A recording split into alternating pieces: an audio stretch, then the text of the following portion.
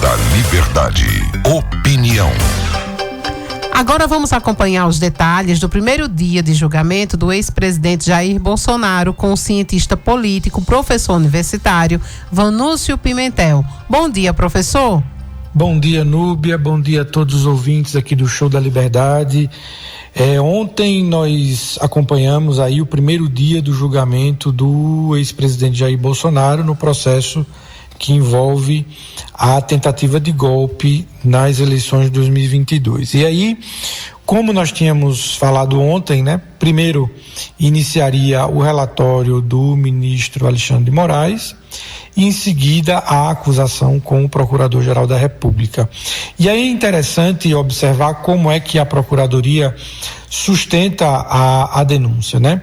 A Procuradoria sustenta que, na medida em que o ex-presidente se reuniu com os chefes militares e pediu apoio com uma minuta de um decreto que iria suspender as eleições, que iria, obviamente, suspender o resultado, né, e tudo mais, que aquele processo de golpe já estava em curso. O que havia em dúvida anteriormente era exatamente isso, né? Ou seja, como é que a Procuradoria iria sustentar que já estava ocorrendo o golpe de Estado na medida em que o ex-presidente apresentou aquela minuta. E aí a PGR sustenta que nesse momento já havia iniciado um processo de golpe. Quando a gente percebe também a fala do ministro Alexandre de Moraes, a gente vai ver que ele fez falas duras, no sentido de que muita firmeza, de que havia necessidade de combater os autoritarismos, de que o país não deveria sofrer interferências externas, ou seja, ele mandou vários recados também na fala dele. Mas aí a sustentação da PGR é que também vai embasar toda a defesa, né? E a defesa começou a se pronunciar ontem. Hoje a gente vai ver a continuidade da defesa dos réus, inclusive hoje a defesa do próprio ex-presidente Jair Bolsonaro, que vai ocorrer agora logo mais pela manhã, e aí todo mundo, toda a defesa, eles não sustentam que não houve golpe, que não houve tentativa.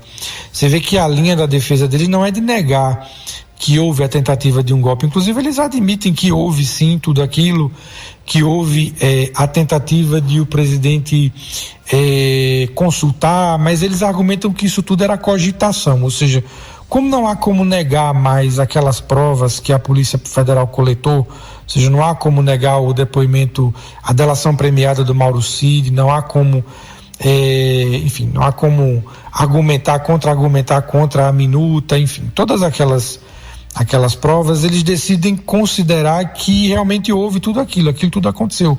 Agora que ali tudo não havia tentativa de golpe, não havia sequer ainda nenhum ato executório de um golpe, mas que estava tudo no plano da cogitação, do raciocínio, das ideias, enfim. E o que a PGR sustenta é que, na medida em que o presidente se reúne com a cúpula militar, ele já estava colocando em andamento o golpe. E aí a PGR faz uma diferença muito clara, né? Ou seja, qualquer pessoa, um cidadão normal, cogitar algo nesse sentido é uma coisa.